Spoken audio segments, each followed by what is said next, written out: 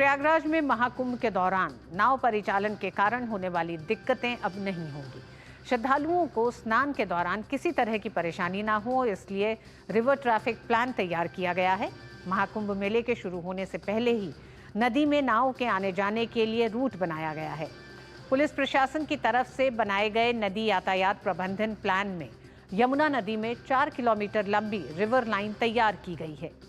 इसके बाद नदी में आने जाने के लिए अलग अलग रूट पर बोट चलेगी। वहीं जल यातायात प्रबंधन के लिए 2000 से अधिक जल पुलिस के जवान तैनात होंगे। धर्म और आस्था की नगरी तीर्थराज प्रयाग में 13 जनवरी से महाकुंभ मेले की शुरुआत होने वाली है। ऐसे में करोड़ों श्रद्धालुओं के स्नान की व्यवस्था के लिए प्रशासन ने नदी में यातायात प्रबंधन योजना तैयार कर ली है। यहां पर 4000 से अधिक नावों का संचालन किया जाएगा। महाकुंभ में कुल 6000 से ज्यादा चप्पू वाली नावें चलेंगी, जिनका लाइसेंस जारी होगा। पुलिस ने जल यातायात व्यवस्था की जानकारी दी। ये हमारे पास बहुत सारी नावें आप देख रहे हैं, चप्पू वाली नावें जो यहाँ के लोकल मल्लाह चला रहे हैं, उन सभी को रजिस्टर किया जा रहा है। और अभी नाविक संघ से भी मेरी बात हुई थी, लगभग उन लोगों की जो संख्या है, जो तादाद है, वो काफ़ी ज़्यादा है।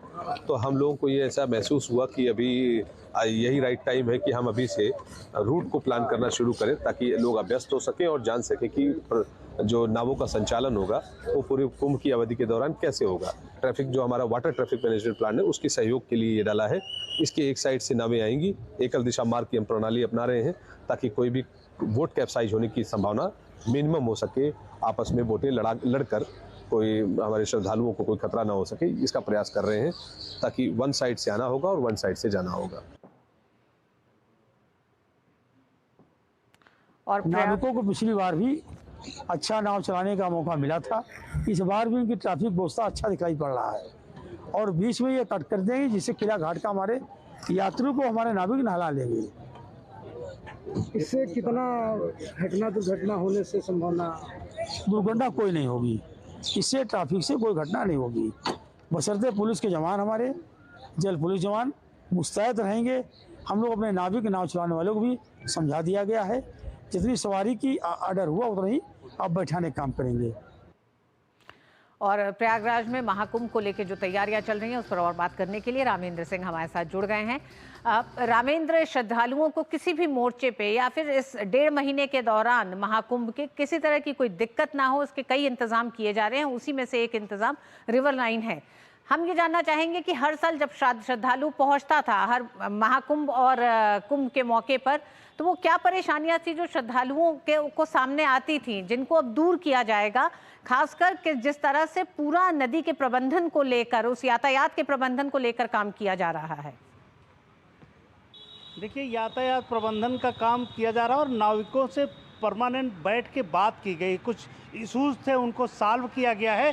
और प्रशासन चाहता है कि नदी में नाव एक तरफ से जाएं और दूसरी तरफ से जाएं, उसके लिए इनको ट्रेनिंग दी जा रही है। क्योंकि होता क्या था कि नाव कहीं से भी लेकर गए और वापस आए तो नाव आपस में टकरा जाती थी, कई बार खड़े होने की जगह नहीं मिलती थी। तो एक तरफ से जाएंगे, दूसरी तरफ से आएंगे, तो 1 बाय 1 नाव जाने का भी उसी तरह होगा कि जो नाव आई है वो पहले जाएगी, जो पहले आई वो पहले जाएगी। तो इस तरीके का प्रबंधन किया जा रहा है। चूँकि 40 करोड़ लोग से अधिक लोग वहाँ आने वाले हैं और सभी प्रयास करते हैं कि तीर्थराज के जो संगम तट है, नोज है, उससे आकर के जाके जहाँ दो नदियाँ मिलती हैं वहाँ स्नान करें। तो वो प्रयास रहेगा कि नाव की संख्या बहुत हो जाती है, आसपास के ज़िलों की भी नावें वहाँ आ जाती हैं, क्योंकि नाव से लोग घूमना चाहते हैं। कई लोग होते हैं जो स्नान के लिए जाते हैं, कई लोग पर्यटन के लिए भी होता है कि नाव में बैठ के पर्यटन कर रहे हैं। तो दोनों नावें अलग अलग की जा रही हैं। जो स्नान के लिए जाएंगी वो अलग है, जो पर्यटन वाली नावें हैं वो अलग है।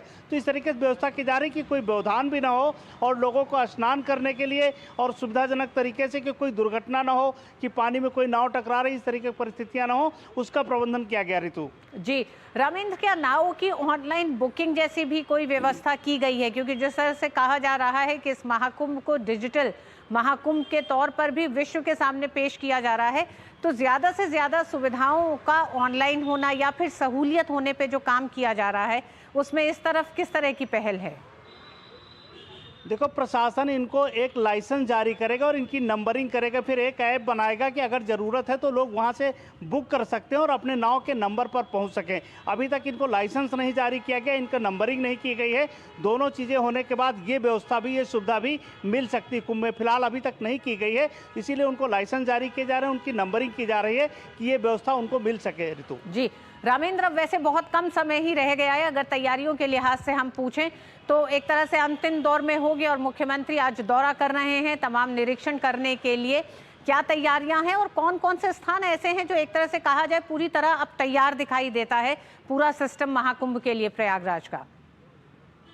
देखिए ऋतु, ये संगम तट पर आस्था और हिंदू सनातन संस्कृति की आस्था का भी संगम है और मुख्यमंत्री इसके लिए लगातार प्रयासरत रहे।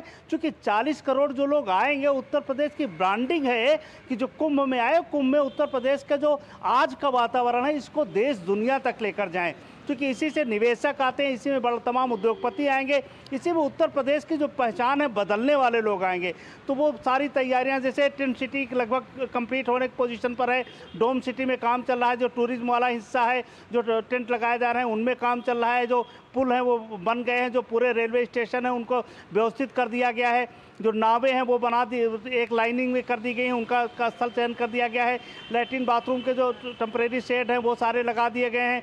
तो इस तरीके से मोटा सारी व्यवस्थाएं कर ली गई हैं, फिनिशिंग टच देना बाकी है और उम्मीद है कि समय रहते हो जाएगा। चूँकि मुख्यमंत्री खुद मॉनिटरिंग कर रहे हैं, अधिकारियों को लगा रखे हैं और समीक्षा बैठक भी करेंगे कि कहाँ क्या कमियां रह गई हैं, उनको कैसे दुरुस्त किया जाए, समय के साथ दुरुस्त किया जाए। तो वो तैयारियां भी ऋतु उम्मीद करिए कि पूरी हो जाएंगी। जी हाँ बिल्कुल रामेंद्र, जिस तरह से मुख्यमंत्री योगी आदित्यनाथ को एक हार्ड टास्क मास्टर के तौर पर देखा जाता है, 2019 के अर्धकुंभ की जो तैयारियां दिखाई दी थी, जो बदलाव दिखाई दिया था प्रयागराज में, उससे कहीं गुना ज्यादा की उम्मीद देश दुनिया कर रही है जब प्रयागराज पहुंचेगी और उसी का निरीक्षण करने मुख्यमंत्री खुद वहां मौजूद होंगे। बहुत बहुत धन्यवाद रामेंद्र पूरी जानकारी के लिए। और संभल के चंदौसी में